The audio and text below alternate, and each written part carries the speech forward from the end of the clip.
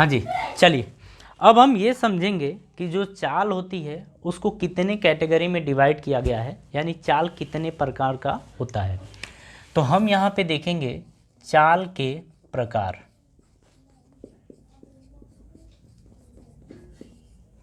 देखिए हम इसे बोलेंगे टाइप्स ऑफ स्पीड। देखिए अगर इसकी बात करें तो इसे हम दो कैटेगरी में डिवाइड करते हैं, ठीक है। एक होता है हमारा एक समान चाल, एक समान चाल, इसे बोलते हैं यूनिफॉर्म स्पीड। यूनिफॉर्म स्पीड हम इसे ये बोलते हैं। दूसरा आपका होता है असमान, असमान या परिवर्तित चाल। असमान या परिवर्तित चाल, इसे हम बोलते हैं नॉन यूनिफॉर्म,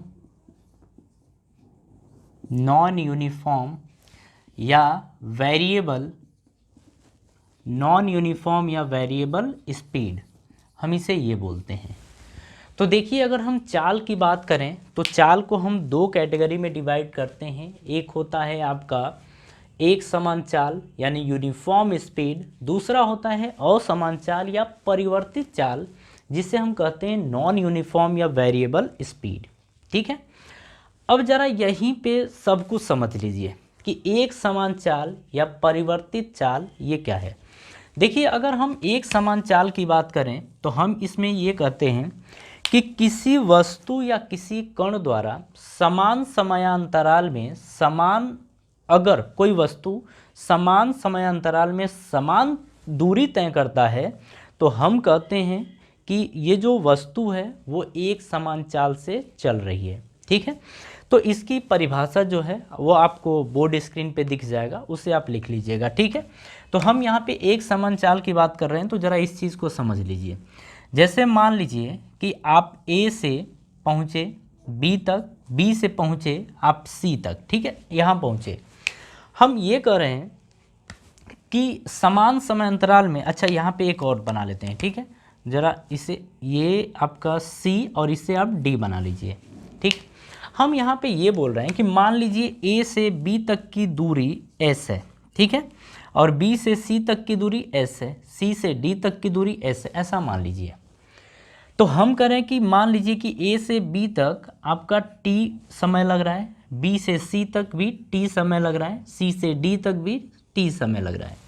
तो यहाँ पे हम क्या देख रहे हैं कि दूरी समान, दूरी अगर S है तो समय T है, दूरी S है तो समय T है, दूरी S है तो समय T है। मतलब समान समयांतराल में, अगर समान समयांतराल में अगर समान दूरी तय हो तो इस तरीके की चाल को अपन बोलते हैं एक समान चाल या यूनिफॉर्म स्पीड। कहानी समझ में आ गई ना। तो ये होता है। अब असमान चाल या परिवर्तित चाल की बात करें तो इसे हम दो कैटेगरी में डिवाइड करते हैं, ठीक है। इसे अगेन हम दो कैटेगरी में डिवाइड करते हैं। एक होता है आपका औसत चाल, एक होता है औसत चाल जिसे हम बोलते हैं एवरेज स्पीड। एवरेज स्पीड ये बोला जाता है। दूसरा आपका होता है तात्क्षणिक चाल। तात्क्षणिक चाल जिसे हम बोलते हैं इंस्टेंटेनियस स्पीड। इंस्टेंटेनियस स्पीड हम ये बोलते हैं, ठीक है। चलिए जरा असमान या परिवर्तित चाल की परिभाषा आप देखें तो देखिए हम इसमें ये कहते हैं कि समान समयांतराल में अगर कोई वस्तु अलग अलग दूरी तय करे तो इस तरीके की चाल को हम बोलते हैं असमान चाल या परिवर्तित चाल, ठीक है। इसे हमने ये देखा कि इसको हम दो कैटेगरी में डिवाइड करते हैं, एक होता है औसत चाल और दूसरा होता है आपका तात्क्षणिक चाल, ठीक है। औसत चाल समझिए, देखिए औसत चाल में हम ये कहते हैं, अगर इसकी परिभाषा देखी जाए, देखिए तात्क्षणिक चाल और औसत चाल मेनली रूप से अभी हमको इसको समझना है, ठीक है। लेकिन हम दोनों की परिभाषा आपको यहीं पे बता दे रहे हैं। अगर हम औसत चाल की बात करते हैं तो हम ये कहते हैं कि किसी वस्तु द्वारा किसी समयांतराल में तय की गई कुल दूरी और कुल लगे समय के अनुपात को अपन औसत चाल बोलते हैं। हम फिर से समझिए, हम बोलते हैं कि यहाँ पर कि कोई वस्तु जितनी भी दूरी तय कर रही है और कोई भी समय ले रहा है, तो उस कुल दूरी और कुल समय, इसी के अनुपात को अपन बोल देते हैं औसत चाल। तात्क्षणिक चाल की बात करते हैं तो किसी पर्टिकुलर टाइम पर, किसी क्षण पर किसी वस्तु की जो चाल होती है उसी को अपन बोलते हैं तात्क्षणिक चाल, यानी कि इंस्टेंटेनियस स्पीड। अगर इसका एग्जाम्पल देखा जाए, देखिए इसका भी एग्जाम्पल और इसका भी एग्जाम्पल देखें। अगर इसके एग्जाम्पल को देखा जाए तो आप घर से जब मार्केट निकलते हैं तो आपकी स्पीड कभी ज़्यादा कभी कम, कभी ज़्यादा कभी कम, ऐसे ही पहुंचते हैं। तो जिस स्पीड से, मतलब आपने जितनी दूरी तय की और जितना समय आपने लिया, अगर दोनों से डिवाइड करते हैं, कुल दूरी और लगा कुल समय से जब डिवाइड कर देंगे तो जो चाल निकल के आएगी उसी को बोला जाता है औसत चाल। लेकिन अगर आप जैसे बाइक चलाते हैं या फिर कोई भी गाड़ी चलाते हैं तो आप देखते हैं कि किसी पर्टिकुलर इंस्टेंट पे जो आपके घड़ी की सुई होती है ना, जिसको अपन स्पीडोमीटर बोला जाता है, वो स्पीडोमीटर में आप देखेंगे तो कभी दिखेगा कि 60 किलोमीटर प्रति घंटा, कभी आपको दिखेगा 30 किलोमीटर प्रति घंटा। तो आप किसी पर्टिकुलर इंस्टेंट या किसी पर्टिकुलर क्षण पे देखते हैं तो उस चाल को अपन बोलते हैं तात्क्षणिक चाल, यानी इंस्टेंटेनियस स्पीड। एक बात और समझिएगा कि हमारे गाड़ी की जो स्पीड मेज़र करता है ना, उस मेज़रमेंट यानी कि उस मेज़रमेंट का नाम होता है स्पीडोमीटर। क्या होता है? स्पीडोमीटर। मतलब स्पीडोमीटर के द्वारा ही हम अपनी गाड़ियों की स्पीड को मेज़र करते हैं, मापते हैं। बात समझ में आ गई? अब देखिए, ये जो कहानी आपने समझी है, इसी के आगे अब हम समझेंगे औसत चाल को। ठीक है, तो चलिए देखते हैं औसत चाल।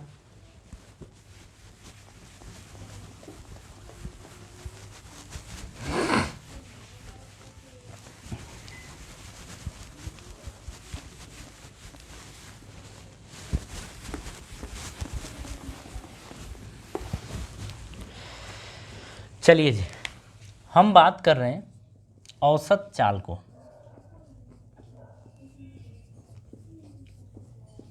इसको बोलते हैं एवरेज स्पीड। औसत चाल को क्या बोलते हैं? Average speed. तो ये चीज़ तो परिभाषा तो हम देख ही चुके हैं। ज़रा इसका फॉर्मूला लिखिए। तो देखिए, हम कहते हैं कि जो औसत चाल होती है, इसको देखिए ना, आप ऐसे लिखिएगा AVG ऐसे डॉट, और आप ऐसे कर लीजिए एवरेज स्पीड ये।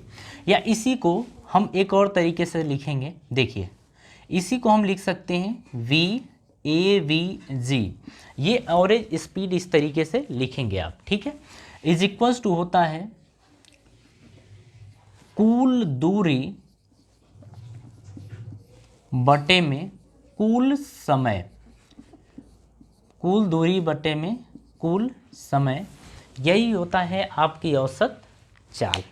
ठीक है, अब ज़रा इस कहानी को अब हम दूसरे तरीके से समझेंगे। ठीक है, अब इसमें समझना क्या है कि कुछ स्पेशल कंडीशंस होती हैं, उसी के थ्रू हम औसत चाल कैलकुलेट करेंगे।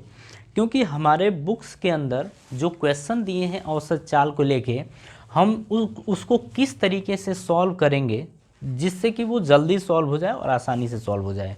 तो ज़रा अब उन्हीं तौर तरीकों को देखिएगा आप। ठीक है, इसमें हम ये बात कर रहे हैं स्पेशल कंडीशंस की। स्पेशल कंडीशंस, इसको बोला जाता है विशेष स्थितियां। विशेष स्थितियां यानी कि स्पेशल कंडीशंस। ज़रा इसमें पहला देखिए।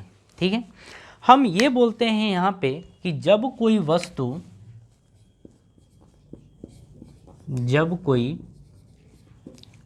वस्तु S1 दूरी, S2 दूरी, S3 दूरी, ये आगे डॉट डॉट डॉट रहेगा आपका। यहाँ पे हम बोलेंगे दूरियाँ, मतलब ये दूरियाँ क्रमशः आपकी स्पीड दो रखी होगी, क्रमशः V1, V2, V3 चालों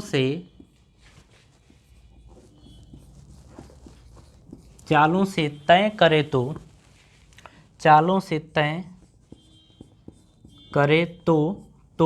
औसत चाल।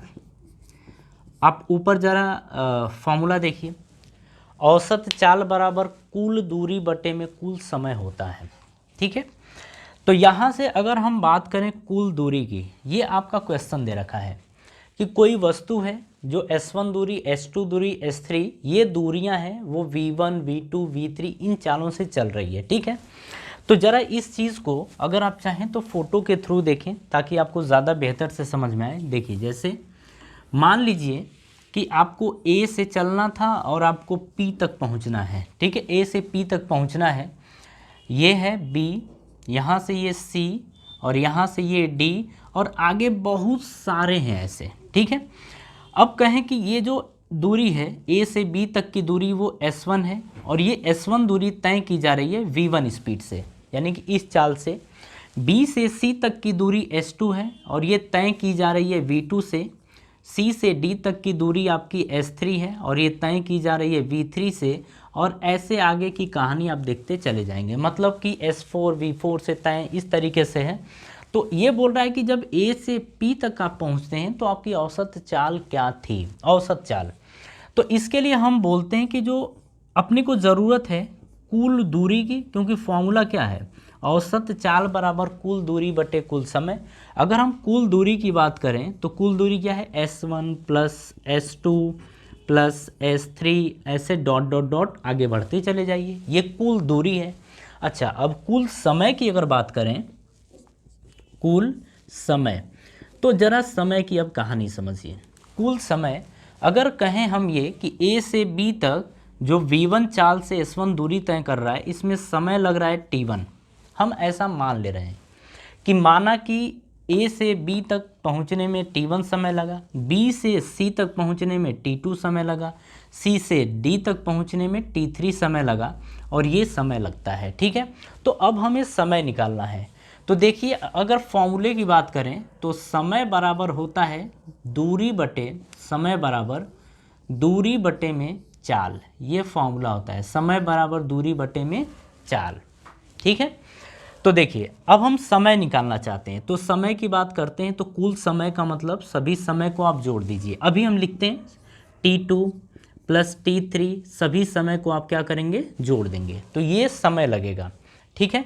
अगर हम T1 की बात करें तो ज़रा यहाँ पे समझिए तो कि T1 क्या होगा, दूरी A से B तक की दूरी क्या है, S1, A से B तक की दूरी क्या है, S1 है, तो ये S1 अपॉन दूरी बटे चाल, चाल क्या है, A से B तक की S1 है, चाल क्या है, V1, तो ये आ जाएगा।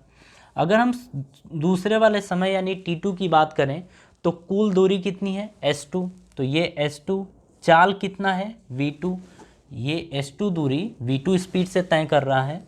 अगर हम T3 की बात करें तो T3 का मतलब कि ये C से D तक की दूरी कितनी है, S3, चाल कितना है, V3, ठीक है। इस तरीके से सभी वैल्यूज़ को यहाँ रखिए। जब यहाँ सभी वैल्यूज़ को रखेंगे तो T1 के प्लेस पे आप रखेंगे S1 अपॉन V1, तो ये आएगा S1 upon V1 plus T2 आएगा S2 अपॉन V2, T3 आएगा S3 अपॉन V3, ये आ जाएगा, ठीक है। तो ये तो आ गया आपका कुल समय। तो इसको हम लिख सकते हैं T या टोटल टाइम, यानी कि कुल समय। अब देखिए, हमें औसत चाल निकालनी, अब फॉर्मूले में पुट करना है, ये तो हो गया ना।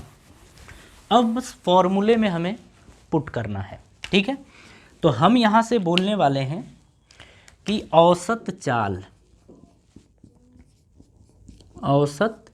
चाल बराबर कुल दूरी, अच्छा कुल दूरी कितनी है, S1 plus S2 plus S3, इस तरीके से S1 S2 S3 ये कुल दूरी है। बटे में अगर कुल समय की बात करें तो T1 plus T2 plus T3, इसकी वैल्यू क्या है, ये है S1 upon V1 plus S2 upon V2 plus S3 upon V3, इस तरीके से ये है, ठीक है।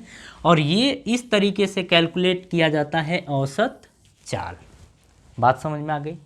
देखिए इसमें आपको समझना क्या था एक्चुअल में, इसमें आपको एक्चुअल में ये समझना था कि अगर इस तरीके की कंडीशन आती है तो आप औसत चाल किस तरीके से निकालेंगे, बस आपको ये समझना था, ठीक है। जरा इसी में एक और स्पेशल है, ठीक है। हम इसमें अब ये समझेंगे कि जो दूरी है ना, दूरी सब में मतलब एक स्पेशल टाइप की इसमें भी कंडीशन आती है। मतलब इसको आप ए बोल सकते हैं, उसे आप बी बोल सकते हैं, इसे आप ए बोल सकते हैं, जो अभी हम बताने जा रहे हैं उसको बी बोलेंगे, ठीक है। चलिए अब इसे हटाते हैं, ये तो आपको समझ में आ गई।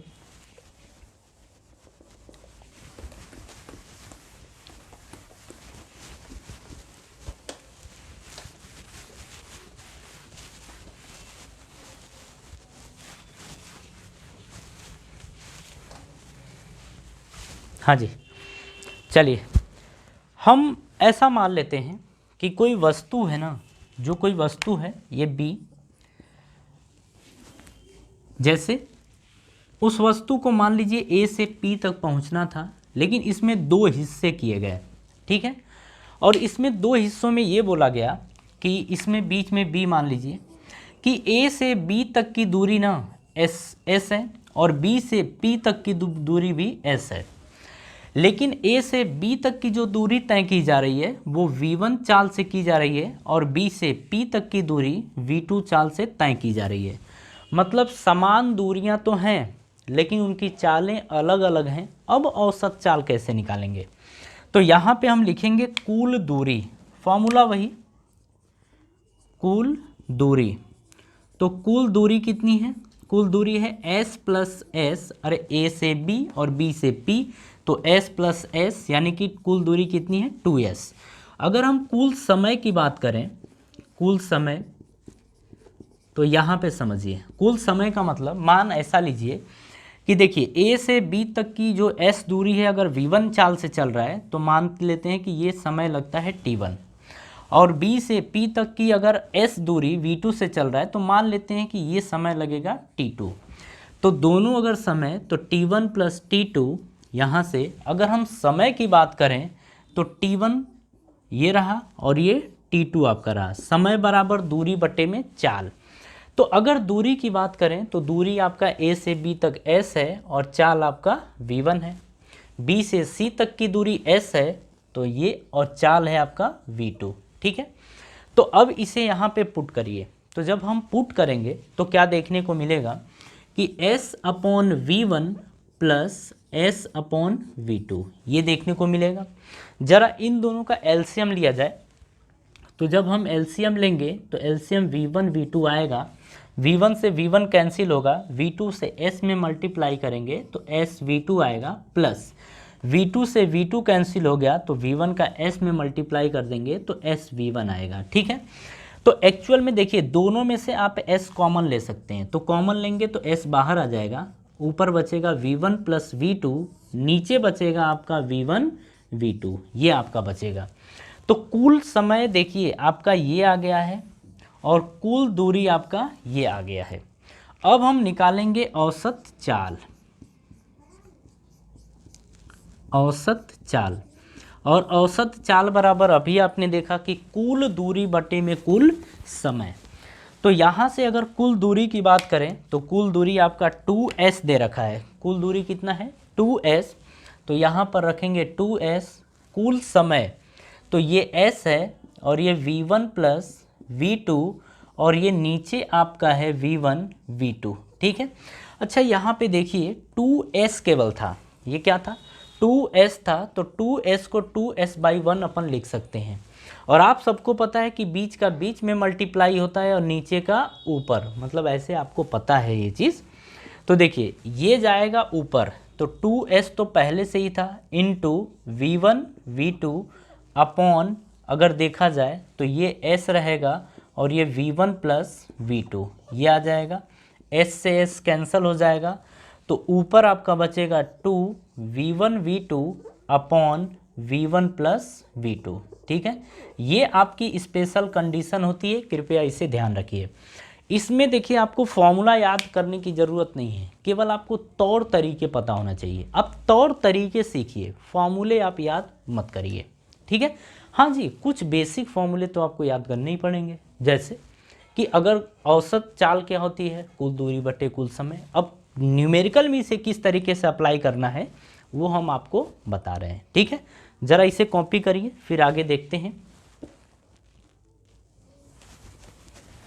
हाँ जी, चलिए अब हम इसमें सेकेंड कंडीशन की बात करते हैं।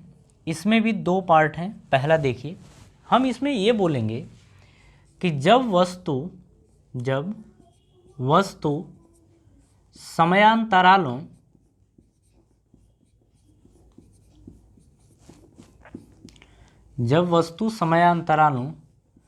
t1, t2, t3 ऐसे ये समय के लिए v1, v2, v3 चालों से तय करें तो औसत चाल। देखिए, जो हम अभी आपको बता रहे हैं ना, इसी फॉर्मेट में आपके क्वेश्चंस आएंगे। ठीक है, इसी तरीके के क्वेश्चन आएंगे जिसमें आपका t1, t2, t3 दिया होगा, फिर स्पीड दे रखी होगी, फिर आपसे औसत चाल पूछेगा। पहले में जैसे था कि दूरी दे रखी थी, चाल दे रखा था, फिर आपसे औसत चाल पूछ रहा था। तो इसी तरीके के क्वेश्चंस आपके सामने आने वाले हैं। ठीक है, ज़रा अब आगे समझिए। हम इसमें ऐसा बोल रहे हैं कि जैसे मान लीजिए कि कोई वस्तु थी, कोई पार्टिकल था, कोई कण था, उसे A से P तक ही पहुंचना था। ठीक है, लेकिन बीच में बहुत सारे ऐसे इस तरीके से देखने को मिले कि उसने A से B, B से C, C से D और D से E, E से P इस तरीके से पहुंचा, या बीच में बहुत सारी कंडीशंस अभी भी बची हुई हैं। ठीक है, बहुत सारे स्टेज हैं, लेकिन ये बोल रहा है ना कि जो A से B तक है वो दूरी तय करने में t1 समय ले रहा है, लेकिन जो स्पीड है यानी कि जो चाल है वो v1 है। यानी कि A से B तक पहुंच रहा है v1 स्पीड से, t1 टाइम ले रहा है, B से C तक का समय ले रहा है t2 और जो चाल है वो v2 है, C से D तक जो समय है t3 है और जो चाल है वो v3 है। इसी तरीके से आगे है। ठीक है, अब हमें औसत चाल बताना है। हम ऐसा मान लेंगे कि A से B तक की जो दूरी होगी वो S1 होगी, ये हम मान रहे हैं।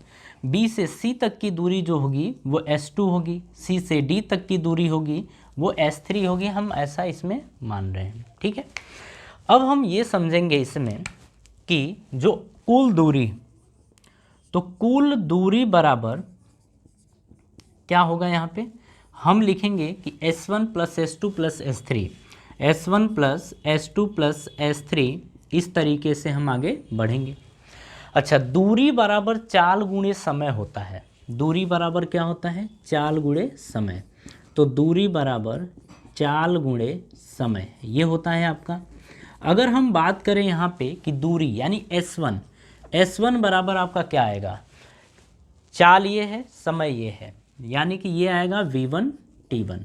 अगर हम S2 की बात करें, मतलब ये दूरी बात करें, तो ये v2 t2 आएगा, तो ये आएगा v2 t2।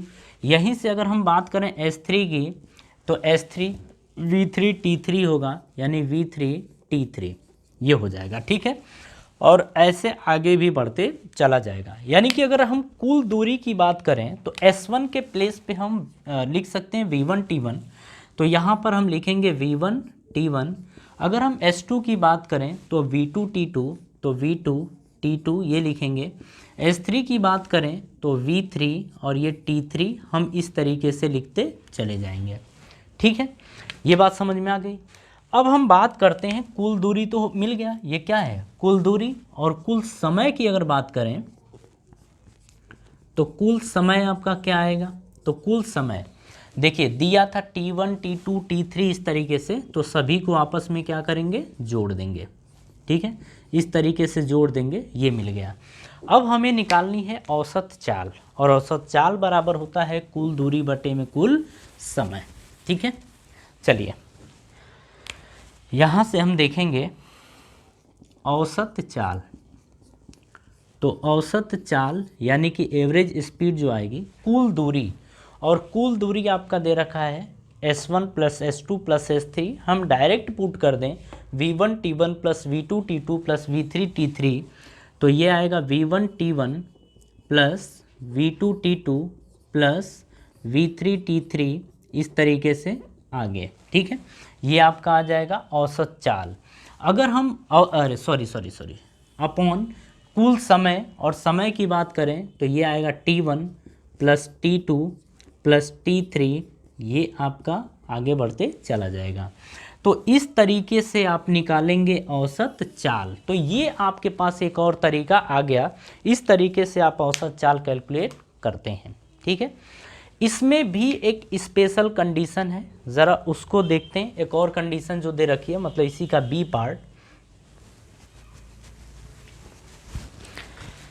देखिए, ये इतना कॉम्प्लिकेटिव पोर्शन नहीं है, ये इजी पोर्शन है। आप चाहें तो आराम से इसे समझ सकते हैं, कोई ज़्यादा दिक्कत आपको होने वाली नहीं है।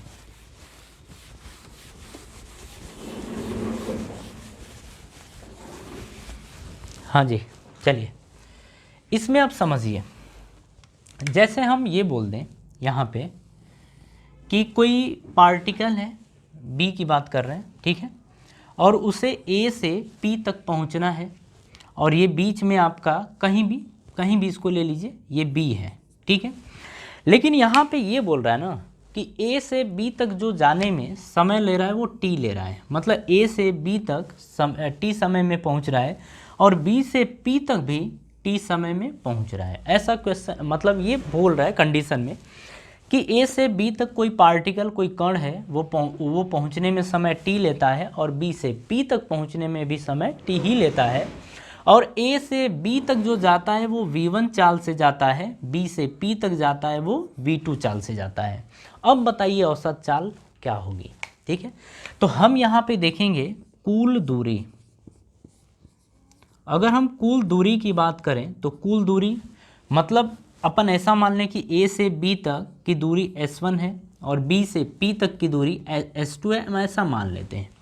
तो हम यहाँ लिखेंगे S1 प्लस S2। ठीक है, अच्छा, समय डिस्टेंस इक्वल्स टू, यानी कि दूरी बराबर चाल गुणे समय, तो S1 के प्लेस पे, पीछे वाला ज़रा याद करिए ना, तो S1 के प्लेस पे V1 T1 लिखेंगे। तो यहाँ पर लिखेंगे V1 T1 दूरी बराबर चाल गुणे समय, तो V1 T1 नहीं V1 T लिखेंगे, फिर प्लस S2 ये, तो ये दूरी जो S2 आएगा वो V2 T आएगा, तो ये आ गया V2 T। ठीक है, जरा इसमें से T कॉमन लीजिए तो ये बनेगा V1 plus V2, V1 plus V2, और ये आपकी निकल के आ गई कुल दूरी।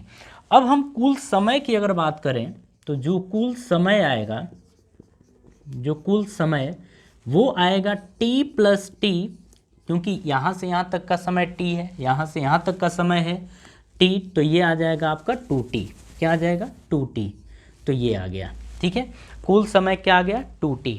अब हम बात करेंगे औसत चाल।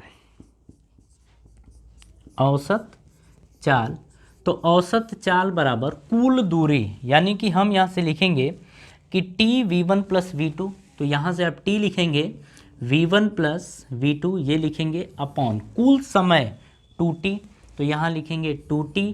तो देखो T से T कैंसिल हो गया, 2 कैंसिल नहीं हुआ, तो यहाँ से बनेगा V1 प्लस V2 बाई 2। तो देखिए ये जस्ट एक तरीका है, इस तरीके से जो औसत चाल आएगी वो V1 प्लस V2 बाई 2 होगा, तो इसे आप ध्यान रखिए। ठीक है, इसी तरीके से हम औसत चाल निकालते हैं। दोनों कंडीशंस को आप अच्छे तरीके से ध्यान रखिए और आगे बढ़िए। ठीक है, ज़रा इसे कॉपी करिए, इसके आगे फिर देखते हैं अपन। हाँ जी, चलिए अब हम कुछ क्वेश्चन देखेंगे, कुछ न्यूमेरिकल देखेंगे जो इसके ऊपर बेस्ड होंगे, मतलब औसत चाल के ऊपर बेस्ड होंगे। देखिए आपके बोर्ड स्क्रीन पे ये क्वेश्चन दिखेंगे चलिए पहले क्वेश्चन की बात करते हैं।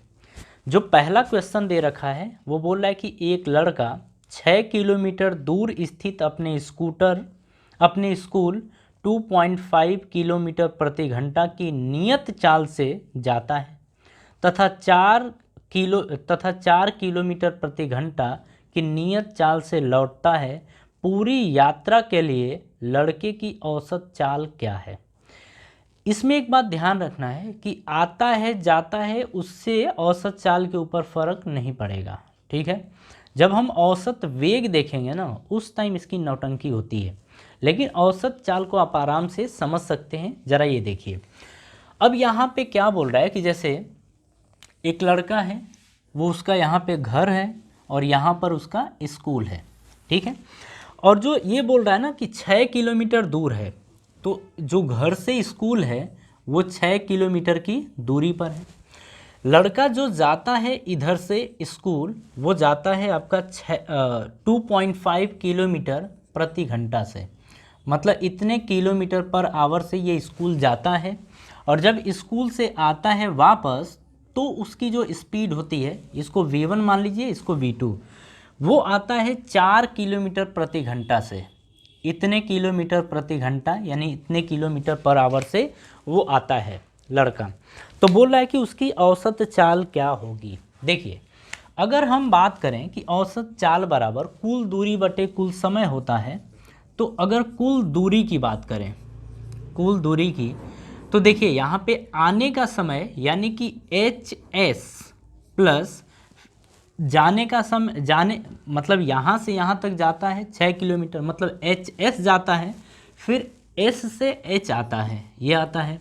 अगर इस दूरी की बात करें कि H से S की दूरी क्या है, तो 6 किलोमीटर, फिर S से H की दूरी क्या है, ये भी 6 किलोमीटर, तो ये आपका हो जाता है 12 किलोमीटर, ठीक है। तो कुल दूरी मिल गया। अब हम कुल समय की बात करेंगे। कुल समय, जो आपने स्पेशल कंडीशंस देखी है ना, ये वही है, उसी के बेस पे ये क्वेश्चन आराम से सॉल्व कर सकते हैं। कुल समय की बात कर रहा है तो हम ऐसा मान लेते हैं कि जब वो घर से स्कूल जाता है, तो समय लेता है T1। कितना समय? T1। और जब वो स्कूल से घर आता है तो हम ऐसा मान लेते हैं कि वो समय लेता है T2। तो आने और जाने में कुल समय कितना लगेगा? T1 प्लस T2, यही तो लगेगा ना। चलिए हम कैलकुलेट करते हैं T1। समय बराबर क्या होता है? दूरी बटे चाल। तो H से S की दूरी कितनी है? 6 किलोमीटर। तो दूरी कितनी है? 6। चाल कितना है? 2.5, ठीक है, ये है। अब इसे ज़रा कट करिए, तो 5 से काटिए, तो 5 से काटेंगे तो ये जाएगा, और 5 पचे 25, ये आपका हो जाएगा, ठीक है। ये आपका आ जाएगा 1.2 बाई 0.5, पॉइंट से पॉइंट आपका गया, ये गया। अब इसे काटिए, तो इसे काटेंगे तो देखिए, मतलब ये आपका बन गया है 12/5। काटेंगे तो 5 दूनी 10 और 5 चौक को 20, यानी कि 2.4 घंटा लगेगा, ठीक है, मतलब इतना घंटा लगेगा। तो स्कूल जाने में अगर वो इस स्पीड से जाता है तो 6 किलोमीटर दूरी तय करने में उसे लगेगा 2.4 आवर, मतलब ये लगेगा 2.4 घंटा। प्लस अगर हम T2 की बात करें तो जाने में, तो मतलब वापस आने में, तो समय बराबर दूरी कितनी दे रखी है, यहाँ से यहाँ तक की दूरी 6 किलोमीटर, जो उसकी चाल है वो 4 है, मतलब ये है। तो अब काटेंगे तो 2 दूनी 4 और 2 तिहाई 6, ये आएगा 3/2, और जब काटेंगे तो बनेगा 1.5, तो ये आ गया 1.5। तो 1.5 क्या है? घंटा है, ठीक है।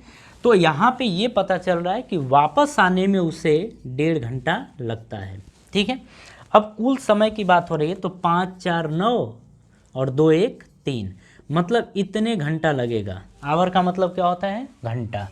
तो उसको टोटल समय आने और जाने में इतना लगेगा। अब हम बात कर रहे हैं औसत चाल की। औसत चाल, तो औसत चाल क्या है? कुल दूरी, और कुल दूरी कितना है? 6 6 12 किलोमीटर।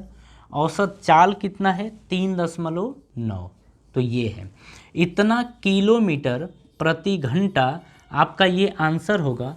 बात समझ में आ रही है? आप इसे काट पीट लीजिएगा, आपका आंसर आ जाएगा। ठीक है, तो ये आपका पहला क्वेश्चन है, इसे कॉपी करिए। नेक्स्ट क्वेश्चन फिर देखते हैं। ठीक है, हाँ जी, चलिए अब हम बात करेंगे दूसरे नंबर के क्वेश्चन की। जरा देखिए दूसरे नंबर का क्वेश्चन क्या दे रखा है। बोल रहा है कि एक मोटर कार कुल दूरी का पहला 1/3 भाग V1 चाल से, जो V1 है वो 10 किलोमीटर प्रति घंटा है, से पार करती है, तथा दूसरा 1/3 भाग V2 यानी 20 किलोमीटर प्रति घंटा से, तथा शेष 1/3 भाग वो V3 यानी 60 किलोमीटर प्रति घंटा से पार करती है। मोटर कार की औसत चाल क्या होगी? ठीक है, मतलब एक कोई कार है, वो अपनी कुल दूरी यानी A से मान लीजिए P तक पहुंचना है, तो अपनी कुल दूरी को 3 भाग में डिवाइड करती है, तीनों भाग इक्वल हैं। देखिए ये B है और ये C है।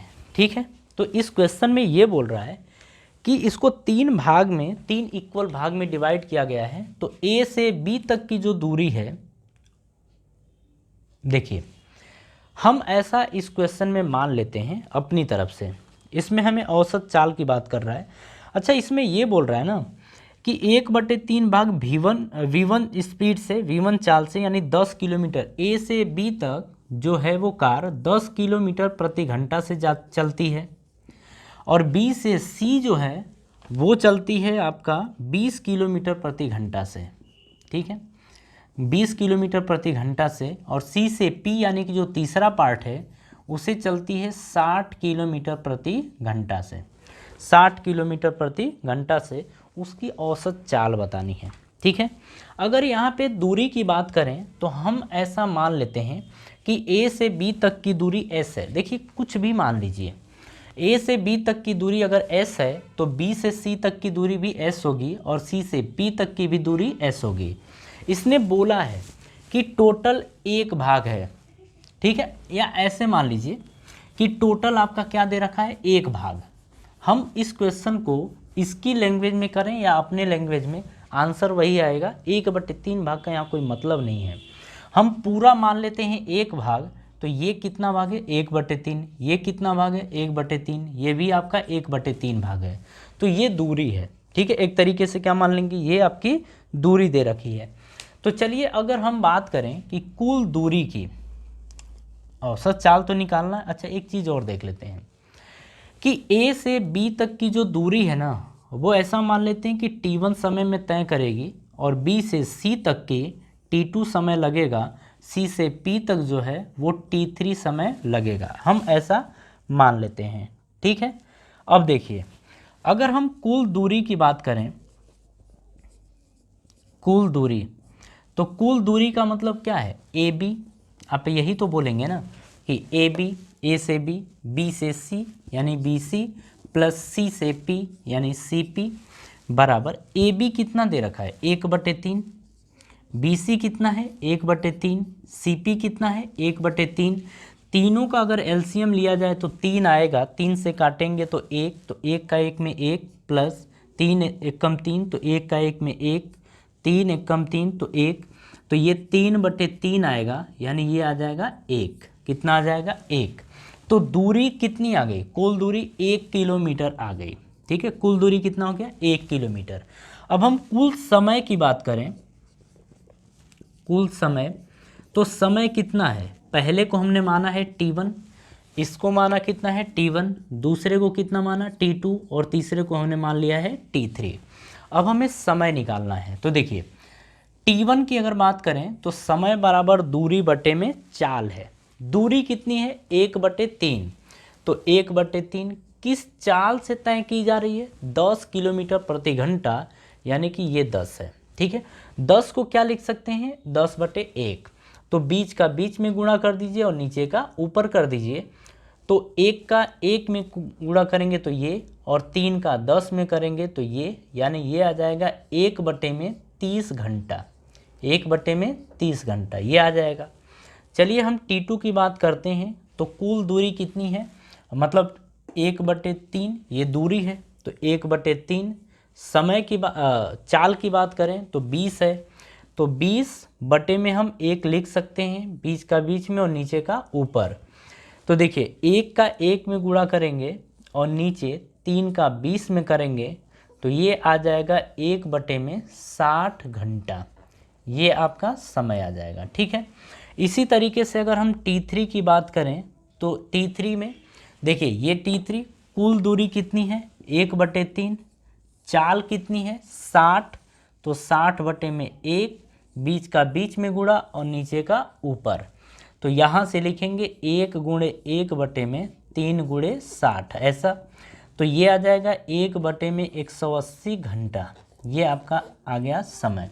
ज़रा सबको उठा के यहाँ लेके आइए, तो देखिए जब हम सबको लेके आएंगे तो T1 की जगह रखेंगे 1/30, तो 1/30, T2 की जगह हम रखेंगे 1/60, तो रखेंगे 1/60, T3 की जगह रखेंगे 1/180, तो 1/180, ये कुल समय आ गया। ठीक है, ज़रा इसे हम पहले कैलकुलेट कर देते हैं, इसे अब हटा देते हैं। चलिए जी ज़रा आगे की कहानी समझिए। देखिए 1/30, 1/60, 1/80, तो 1/30, 1/60, 1/180, ये अगर इनके हम एलसीएम की बात करें तो एलसीएम 180 आएगा, 30, 60 और 180 का यही आएगा। 3 छके 18, तो ये 6 बार जाएगा, 30 से जब भाग करेंगे 6 बार तो 6 का 1 में करेंगे तो 6 कम 6 प्लस 60 3 मतलब 60 यहीं 180, तो 3 1 कम 3 प्लस 180 का 100, तो 1 बार जाएगा तो ये 1, तो 6 3 9 1 10, तो 10/180 यानी ये कटेगा तो 1/18 घंटा आएगा। तो टोटल टाइम कितना आ गया 101/18 घंटा। ठीक है, अब हमें औसत चाल निकालनी है, तो औसत चाल बराबर क्या लिखेंगे, औसत चाल बराबर हम लिखेंगे कुल दूरी, और कुल दूरी आपकी कितनी आ गई है 1 किलोमीटर, तो कुल दूरी 1 किलोमीटर अपॉन कुल समय 1/18, तो ये 1/18। अच्छा इसे लिखेंगे क्या 1/1, ऊपर वाले को 1/1 लिख सकते हैं, नीचे वाला आपका 1/18 दिया है, बीच का बीच में गुणा करिए और नीचे का ऊपर कर दीजिए।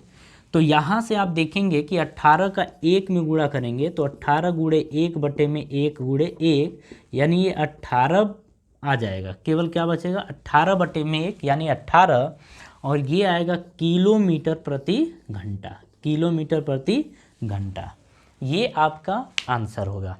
ठीक है, ज़रा इसे कॉपी करिए, इसके आगे मूव करते हैं।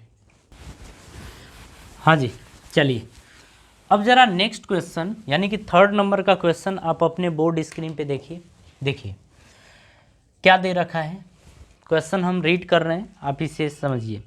बोल रहा है कि एक ट्रेन पहले 1 घंटे 60 किलोमीटर प्रति घंटा की चाल से तथा अगले आधे घंटे 40 किलोमीटर प्रति घंटा की चाल से गति करती है, संपूर्ण यात्रा में ट्रेन की औसत चाल ज्ञात करिए। ये हमारा क्वेश्चन है। अभी जो हमने 2 क्वेश्चन किए हैं ना, ये उसी तरीके का क्वेश्चन है, तो 3rd नंबर का क्वेश्चन आप सॉल्व करिए। ठीक है, और इसका आंसर आप कमेंट बॉक्स में ज़रूर डालिए, और देखिए इसका आंसर आपको मिल जाएगा, इसका आंसर आपको मिल जाएगा बोर्ड स्क्रीन पे, आप उसे मतलब क्वेश्चन आप सॉल्व करके एक बार मैच करा लीजिए। चलिए जी नेक्स्ट क्वेश्चन की बात करते हैं, यानी 4th नंबर की। क्या दे रखा है, एक कार 5 मिनट तक 30 किलोमीटर प्रति घंटा की दर से चलती है तथा फिर 10 मिनट तक 40 किलोमीटर प्रति घंटा की दर से चलती है। गणना कीजिए कार द्वारा तय की गई कुल दूरी और कार की औसत चाल क्या है।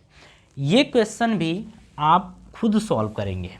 ठीक है, और देखिए ये इसका भी आंसर आपको मिल जाएगा। ठीक है, तो इसके आगे की जो कहानी है फिर हम देखते हैं। अच्छा इसके आगे जो हम पढ़ने जा रहे हैं, अब हम पढ़ेंगे वेग के बारे में। हमारा जो चाल टॉपिक था यानी कि स्पीड, इसके बारे में जितनी भी जानकारी थी सब हमने ले ली है। अब इसके आगे की कहानी में वेग हम पढ़ने वाले हैं। वेग